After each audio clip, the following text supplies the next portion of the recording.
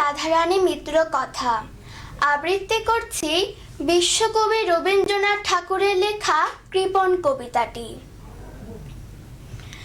আমি ভিক্ষা করে ফিরিতেছিলাম গ্রামের পথে পথে, তুমি তখন চলেছিলে তোমার স্বর্ণ রথে।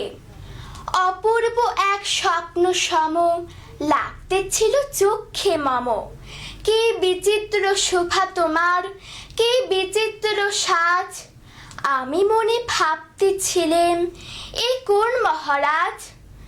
আজ শুভক্ষণে রাত পোহালো, ভেবেছিলাম তবে আজ আমারে দ্বারে দ্বারে ফিরিতে নাহি হবে। বাহির হতে নাহি হতে কাহার দেখা পেলেম পথে।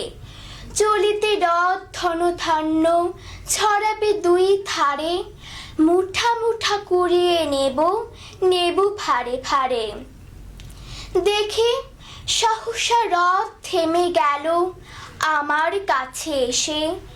আমার মুখ পানে চেয়ে নামলে তুমি হেসে। দেখে মুখের প্রসন্নতা জুড়িয়ে গেল সকল ব্যথা।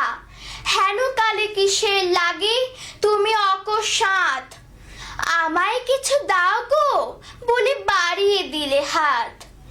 মোরে একই কথা রাজাধিরাজ, আমায় দাও গো কিছু। শুনে ক্ষণকালের তরে রইনু মাথা নিচু। তোমার কি বা অভাব আছে ভিখারি ভিক্ষুকের কাছে, এ কেবল কৌতুকের বশে আমায় প্রবঞ্চনা। ঝুলি হতে দিলেম তুলে একটি ছোট কণা।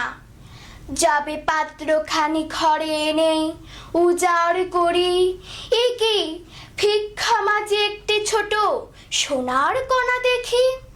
দিলেম জারাজ ভিখারিরে, স্বর্ণ হয়ে এলো ফিরে। তখন কাঁদে চোখের জলে দুটি নয়ন ভরে। তোমায় কেন দেইনি আমার সকল শূন্য করে।